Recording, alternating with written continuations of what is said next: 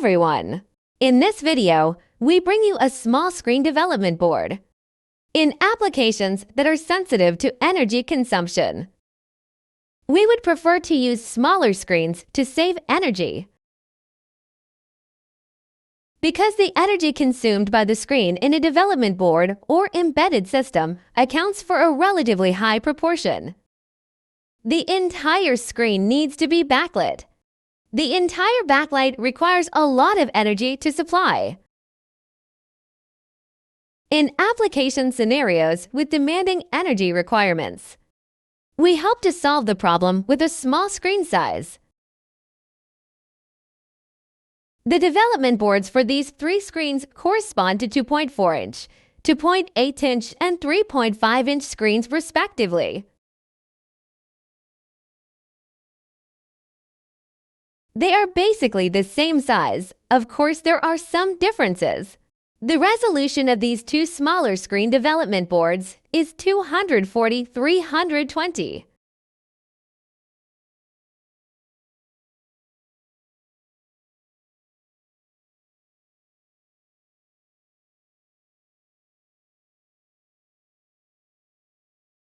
They all look very clear and are sufficient for daily human-computer dialogue (UA) operations.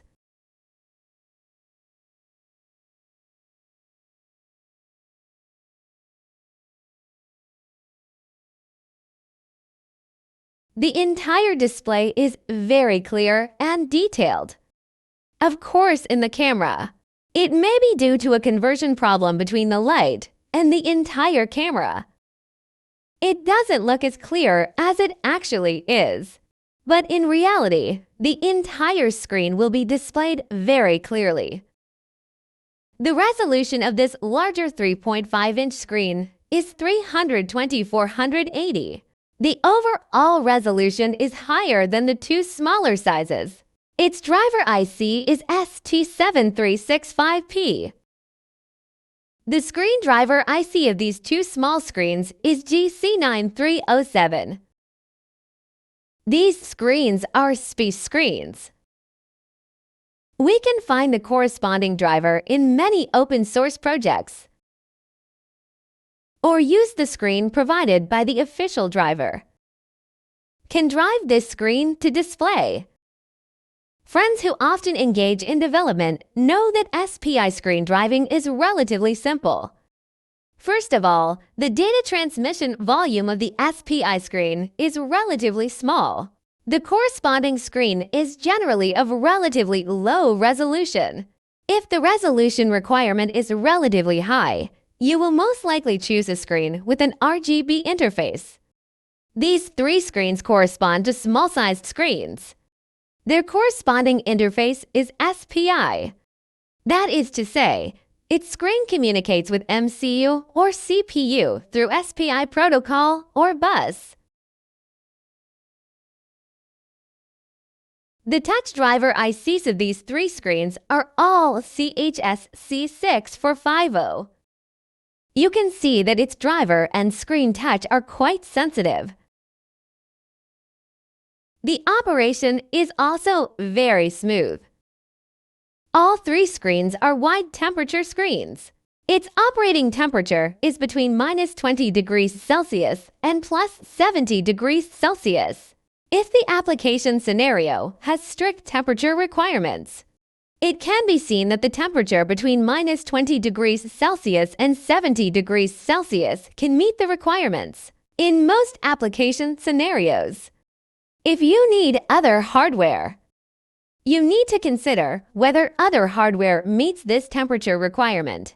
For example, batteries and other sensors. They also need to meet the same temperature requirements in order to be used together under relatively harsh wide temperature conditions. The MCU of this development board is ESP32-S3.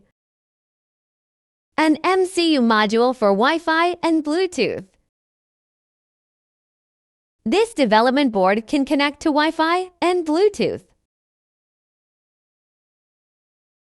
That is to say, we can communicate with the development board through wireless means, including communication between development boards.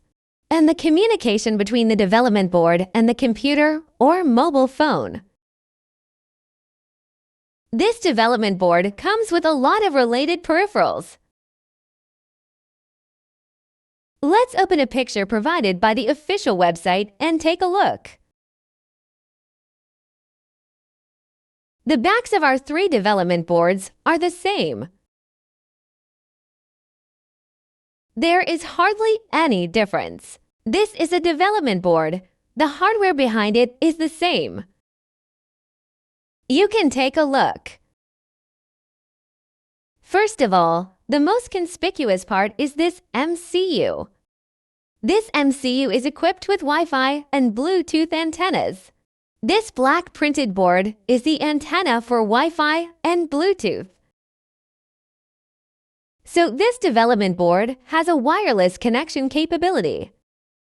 In addition, this metal shell is an SD card slot. We can use a small SD card to store data. We can write the data in the system to the SD card for storage, or read some important data from the SD card for system reference. Then this interface is a Type-C USB interface. Can be used for power supply or program upload. The following 2 buttons are the 2 common buttons on our development board. One is the boot button, and the other is the reset button. The reset button and different buttons are still very useful when uploading programs. We usually hold down boots and then press reset. Make the entire development board in an uploadable state. Then we can download the program inside the development board.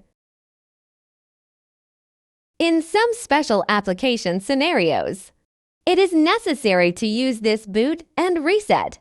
For example, our development board is in sleep mode. If we connect the computer directly via USB, the development board will not respond. The computer will not be able to read any information of this development board. At this time, you can only use the boot and reset button combination to put the development board in a refreshable state, so that the computer can connect to the development board. If there are other situations where some read and write errors occur, you can only use boot and reset to maintain a burning state and connect to the computer. The white part below, the square part is in lead-colored light. We can use the relevant driver to drive this RGB colored light to display different colors. This colored light has 3 channels of RGB. We can display RGB colors separately. You can also display specific colors by combining them. This black part is a buzzer. We can program it to chirp to achieve an interactive purpose. For example, when we operate the screen, we can make it make sounds in certain situations. The other 2 ports correspond to RGB485. You can communicate with this development board via RGB485. Another one is UVR7, which is also a universal communication interface. This development board is very small. The entire development board comes with a very good screen. We can design the UI interface through the screen, then achieve an interactive purpose. These 3 development boards are actually a set of combinations. We can choose a screen of different sizes based on the same hardware according to the needs of our application scenarios. The bigger the screen size, the better. The operation is smoother and more content can be displayed. However, for application scenarios with more stringent energy requirements, we need to strike a balance. Many times we need to choose a relatively smaller development board that is more suitable. In this video, we mainly introduce these 3 development boards. The corresponding sizes are 2.4-inch, 2.8-inch, and 3.5-inch screen development boards. We have already introduced the hardware of the development board. Okay, this video ends here. Thank you for watching.